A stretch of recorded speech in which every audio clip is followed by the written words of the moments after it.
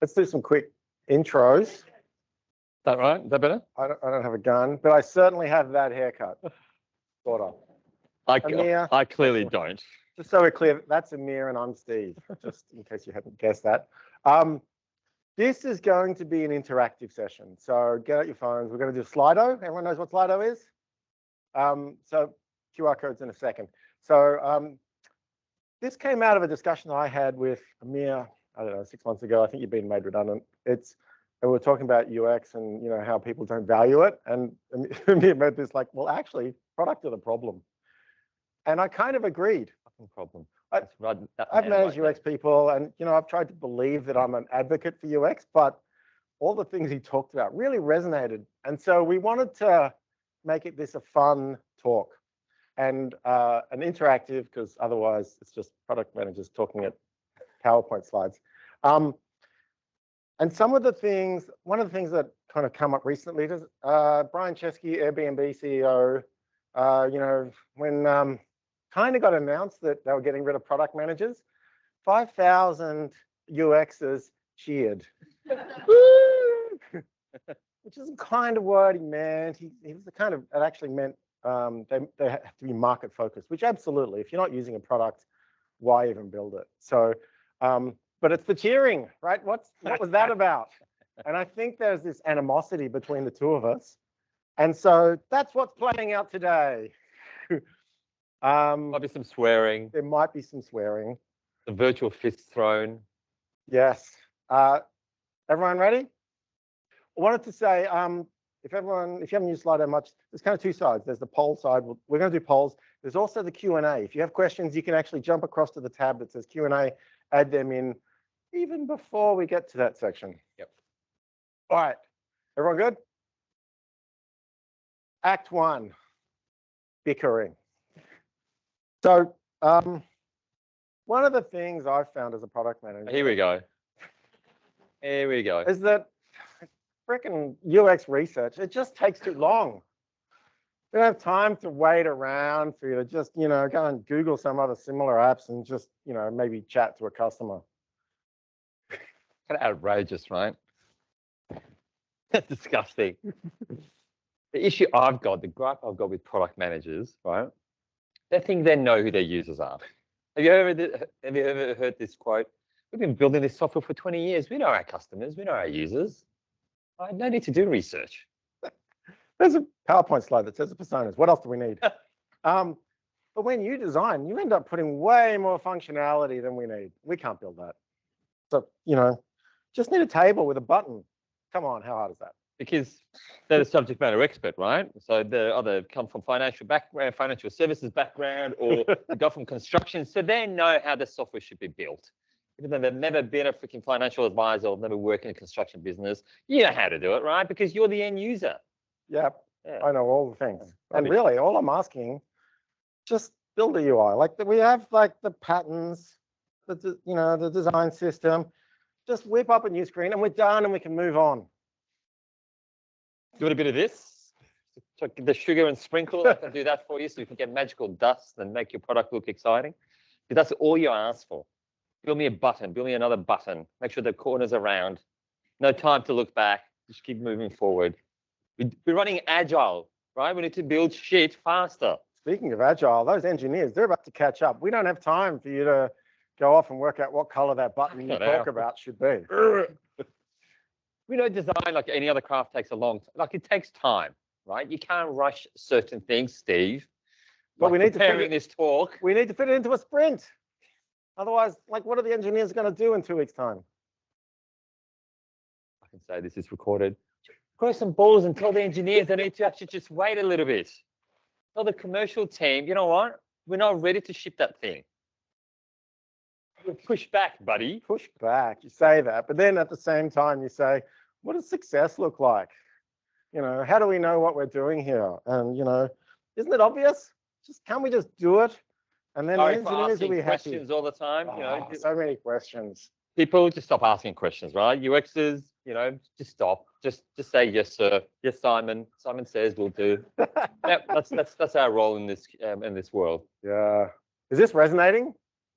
No, is anyone like that? Never. Who's winning? Who's winning? Yeah, it's a good question. What does success look like in this conversation? So you heard probably your day job just happen in a few minutes. What are the root causes of this? So jump onto Slido. We're going to do a word cloud. We can totally talk about this, but we want to hear your story as well. You can put a single word or a phrase. Yeah. It says add a word, but you can put a couple more words in. Pressure. That's awesome. One of the things, while we just fill out some of the ignorance, I know who they're talking about. One of the things, come on down, there's plenty of room at the front. One of the things we've seen as a cause of this is that UX has a wider view of the product than the users often, that product doesn't do. Product gets really laser focused. And it actually, we think of just delivering on that pressure, whereas UX often thinks of UX debt. Over to you. I sound like I'm a prick, but I'm not. Right? And in my first talk, I feel for Steve. He's coming pressure from every side of the business, from technology, from these whinging designers, from developers, the sales and commercial team, from the CEOs, ROIs. You're having to do bloody everything, and you're taking on too much. I get it. I get it. So you just don't want us to be a thorn on your side. I get that. Yeah. And like someone's written time poor, that's really true.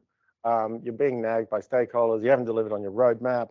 You need to have another meeting to ask for, like there's money is highlighted. That's actually winning at the moment. It totally drives a time pressure approach, and it's tough. And pushing back is hard because you're always pushing back. So what else we got? Different goals. This is funny. We really are all on the same product, and the product is not just what we build. It's like the whole experience, all the way from what the CSM says on a call to, you know, what features are in the setup page. And but you shouldn't have different goals. You should have the same goals. Otherwise, you're being set up to fail. How many people have an OKR at a squad level as opposed to an individual level or a discipline level? Okay, one person, right? Sort of.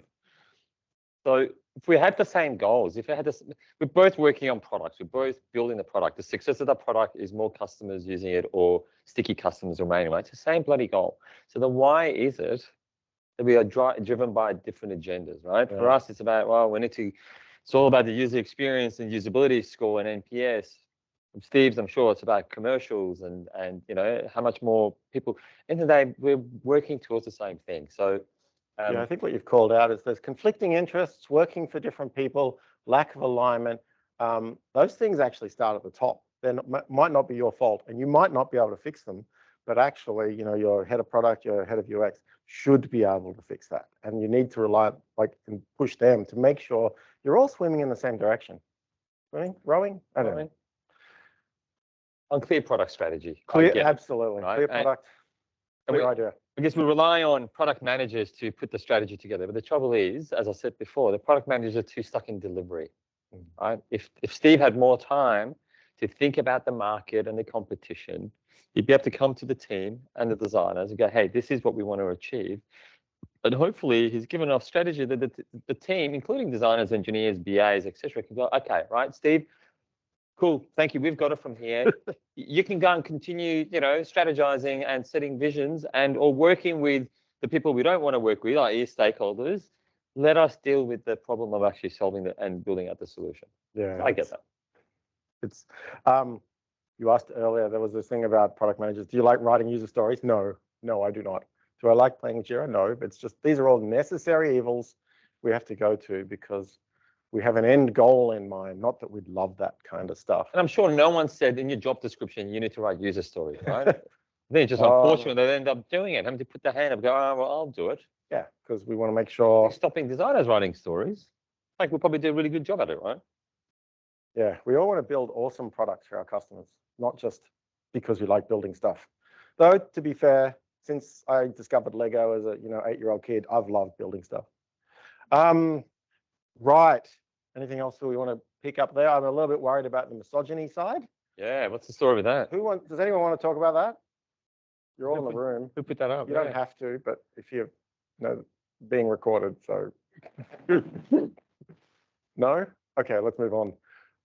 Us versus them mentality, that fits in with that. Unclear metrics as that whole KPI thing you just talked about. And our goal is to, as you can tell, the agenda for this talk is to break down the us versus them. Like I said, we need to be joined at the hip. As much as we did the bickering at the start. Yeah. Buddy, I can't survive without you. You make me complete. You complete. You complete me. I want to, precious designers. There's only, as far as I know, 2 product managers in the room, and I'm one of them. So that point at Mel. Get that? There you go. Go on, elaborate. Yeah, you're a designer. Oh, 100%.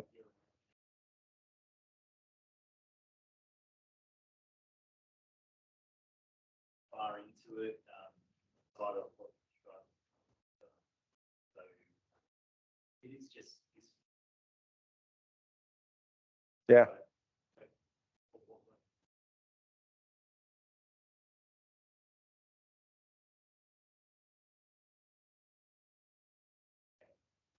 Yeah. Could the reason for that, and as you were talking, Aaron, I just got thinking, designers can think more broadly.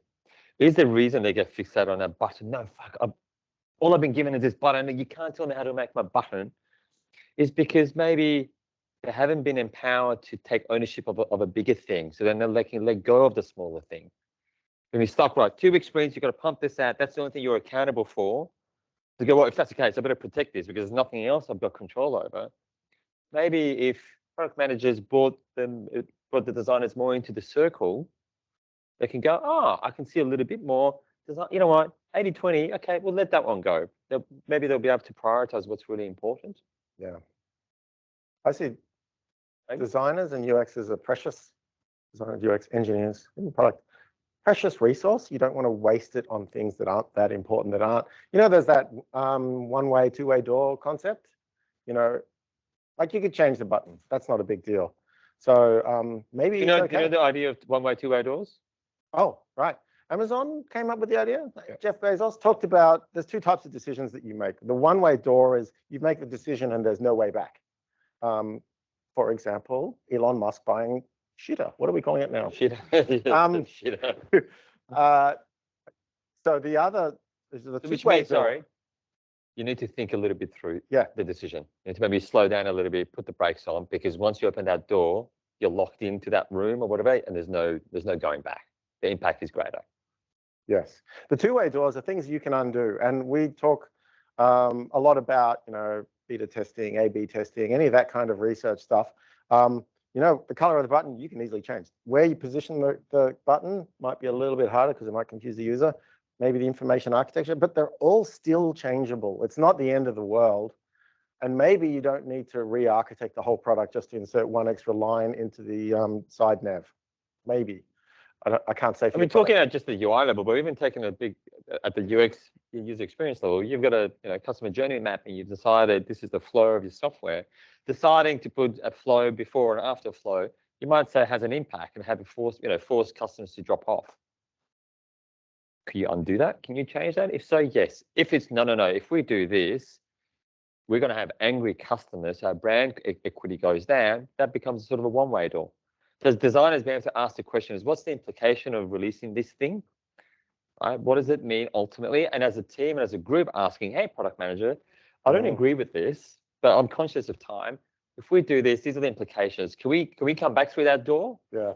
Oh, I'm not sure if marketing is going to be happy with that. Well, okay, then let's put a break on it. Yeah. Or, you know what? Get it out. Let's test the thing. If it doesn't work, we'll undo it. It's a pilot group.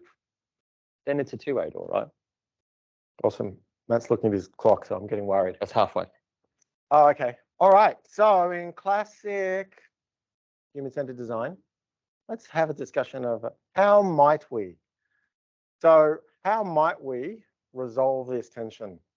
Pull out your phones, get on Slido, make some suggestions. Again, I think I can't remember if this comes up as word cloud. I think the sentence is this one. I think everyone already knows some of the answers here. Like I've so many of the talks today and UXs, it's natural for them. Oh, there it is. Empathy, strategy. Awesome. Better communication. How many, for the designers in the room, how many would you say you're really close to your product manager? Heartbreaking. Notice they don't really put their hands up. They're just kind of half up. Oh, that's not, I mean, it's not a full commitment, isn't it? No. Come on. Awesome. So maybe that's a goal, right? Let's become closer. If your product manager is not coming to you, maybe you start getting closer to your product manager, right?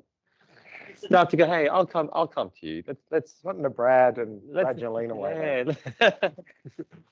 Break down that barrier, but just get closer to them. You'd be surprised. At the end of the day, most humans are good, right? Someone's a dickhead on purpose. But you'd be surprised. And the reason I didn't jump across to, I'm not going to call it the dark side because I don't believe in it, product management, because I thought I can do a better job as a designer advocating for both and the relationship and building allies from the product management side. I could have easily said, fuck it, it's too hard in the UX. I'm just going to jump into product management. But no, I think I have a role to play on this side of the fence. Yeah. Just looking through some of the things. Having a drink together, 100%. Actually, just going for a walk outside of the building is awesome. Just walk around the block, whatever. There was another thing, one of the empathy, more specific stuff being on that journey was also mentioned. It shouldn't just be the product manager who talks to the stakeholders and then kind of has to filter. Oh, you can scroll back. Awesome. Why isn't the UX invited to that discussion as well? Why isn't the head of dev part of that discussion as well? Like you can only come up with awesome answers if you can balance the triad. What are we calling it now? Yeah, three-legged stool. Yeah. Whatever. It's really, active listening training. I think that's a really interesting one. That's never come up, but take it. You didn't have to say that. We wouldn't have known it was you. I didn't even notice now. But maybe that is one way to get people to start actually talking. Yeah. Communication. Super fun retro. You asked a question about do you like running retros? I love running retros. It's just me. Yeah, but having side by side with whiteboard and post-it notes, I think is much better than Metro Retro is awesome if you've used that. Metro Retro is Miro, but specifically for retros. So it color codes them where you put it. It's got some little pictures already. It's really good. It's free. You just can only have 4 at a time. I mean, how many retros do you run at a time? But yeah, what is it? Azure DevOps allows you to enter it in as tasks. That is not a retro. That's a list of things to do. Yeah. Upskilling. I've got an idea of upskilling in my head, but I want to know what the person meant by upskilling. Which bit? Upskilling is same person. I think. Is it a? The other random people. Well, when I saw that, I thought you're gonna, to the whole point of building commercial acumen. Maybe if designers were upskilled in day in the life of a product manager, or what a product manager does, and the product managers ideally should know or be taught by design community, human-centered design techniques and toolkits, and why research doesn't take a day, because you can't take 5 of your friends and go, right, I've got my, cousins, and therefore I've done my research. Maybe it allows both sides to understand, oh, okay, shit, you've got a lot on your plate, Steve. Yeah. I can help you with this. What else? Building relationship, 100%. Merge roles of UX and PM into one. Ooh, interesting. What would that look like? Does that mean just the person's just doing more work? Does someone want to talk about that one? Yeah. Like if it's a startup, sure, it's you. Yeah. A startup would have 3 product managers and 1 UX. Uh-oh. What I see that we're often product managers doing UX work because only 1 UX. Yep. So basically, if everybody is doing both, Yep. Treat it like it is. Yeah. There's Upskilling maybe be the thing. If you're a product manager, upskill gets UX. It certainly helps with that empathy of discussions. I've seen UXs run product. It totally works, and people move between them. I'm just worried about overloading of work now for your UXer, because 3 to 1 is not a bad ratio compared to what I've seen. And I think you've seen. Better planning and stick with the plan. I get it. I want to challenge it. Plans are there to be changed, adapted, pivoted. So I guess what's the definition? And so I'm keen to understand from the person who put this up, how would that help? Is that because product managers are just constantly flipping, next day they're asking for something else, or designers are, oh, look, squirrel, and changing what they do? Any thoughts on that one? It's the same person. They just upload stuff, but don't. Where you come down, Yeah. something's on a whim. So top down. Yeah.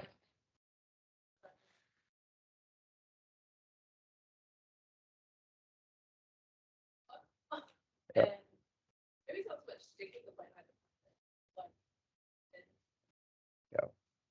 Yeah, the roadmap's there for a reason. Like that is the MVP of your product. Yeah, strategy comes up a lot. Did you notice? Yeah, because if you don't know what your strategy is, you're just set up to fail. Good. How are we going? Yeah, good. 7 minutes. More leaders with a design background. So we talk about the whole seat of the table, and Aaron's mentioned it as well. At the moment, I see a lot of CPOs in organizations, not a lot of CDOs. Right? Except your ANZs and Westpacs and Macquarie Bank, who have a CDO. There's not a lot of CDOs in Australia. Just the question is, if companies decided to be product design-led and go, we're going to have a chief design officer sitting next to the chief technology officer, sitting next to the chief product officer, the true triad, would that solve the problem? Or is that just a bit of ego boosting of a sort of designer who now calls himself a CDO? See it at the table. Or CXO. But would that solve the problem? Or is it who gives a shit where design sits? Does it sit within marketing, ideally not marketing, digital product? Is it all this stuff that actually more important than the C title? What do people think? I'm seeing a couple of nods. So irrelevant, CDO is irrelevant, is what we're saying?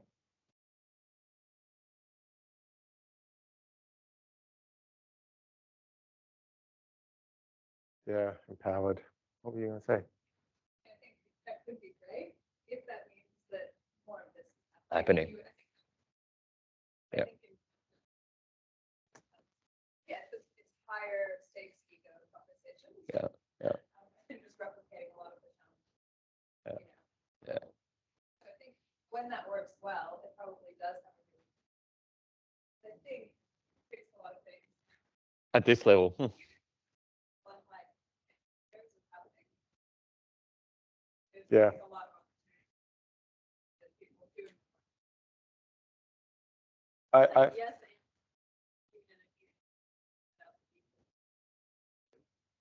Then all of a sudden, just this last week, I wrote down the strategy. It's possible to change. SLT team isn't happy with a certain. So I think it 100% has to be top down. I think your CEO has to be a design advocate. Yeah. And, I look at, we talk about the Airbnbs of the world, they're probably one of the few organizations that actually either work here now. Hey, he's like, there's no place in the world. Yeah. We'll never get that. And it's got to come from the C-suite. I feel very passionate about it because I've worked here.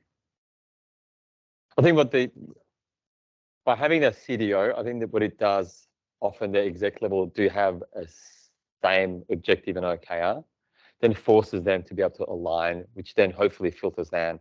When it's a bit heavy towards a product or technology side, then if design sits on the technology, on the digital, on the product, then it becomes a bit more nuanced towards that agenda. So that's one of the reasons I could see having a leadership at that level. But otherwise, I think the stuff that we call out here, if we can do that naturally, we're going to be able to solve some of those problems regardless, right? I'm going to wrap this up. Boom. But I want to add to that, which is that the Finnish people have an expression that the fish rots from the head first. And I see that as actually part of the problem. If your CEO is not on board to design a product or anything, you're a feature factory waiting to happen. All right, wrapping it up. So we actually, this was not as angry towards product as I was expecting.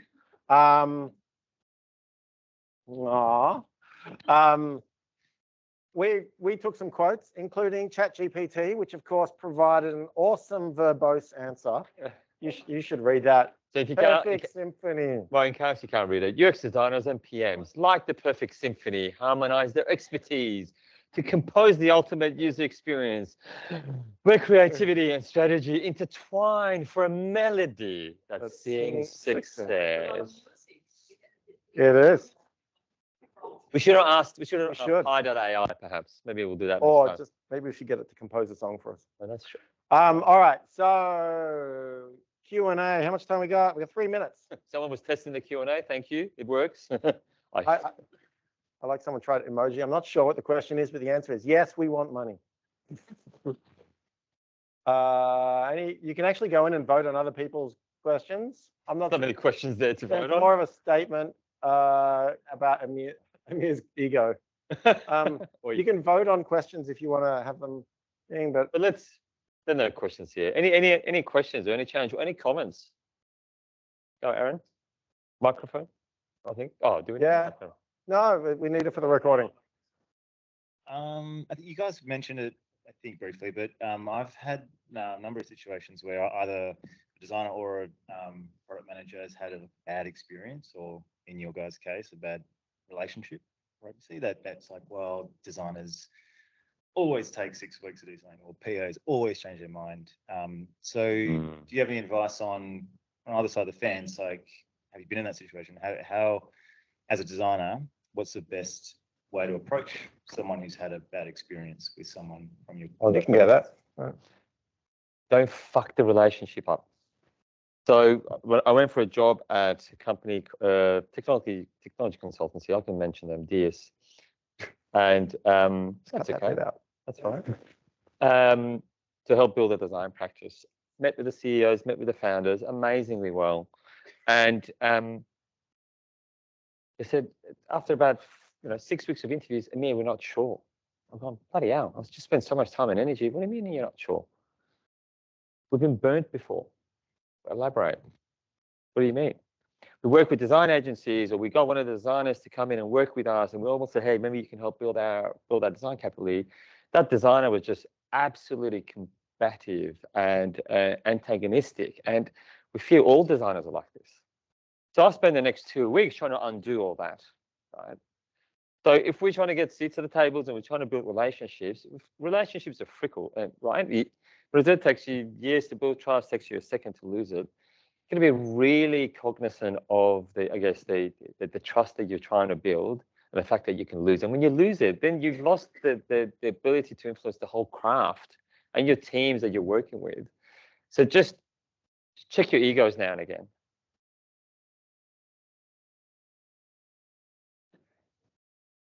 Oh. With 1 minute. We actually haven't worked together, so No. I don't know how actually that would go. I think we get along. It's hard to say. I know I'm still friends with a lot of my designers. That's a great sign. Some even one of them goes to dumpling still. It is that kind of, you can talk about anything, and like from high level to low level, you have casual conversations outside of like specifically the work thing, but it's kind of related to what is a parallel, adjacency type of discussion where you're open to having discussions. The fact that, Steve's here, you got product managers here. I actually go to just as many, if not more, product management conferences and meetups than I do design, because I feel like I need to represent, I need to connect, I need to make friends.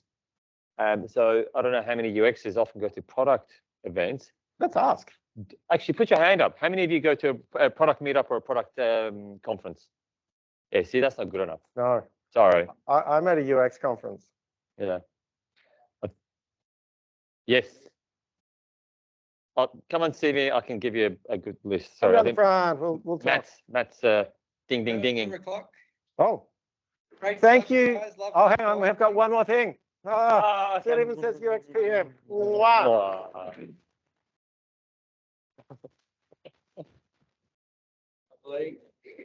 All right, thanks so much. Thank Great you. talk. Thank you.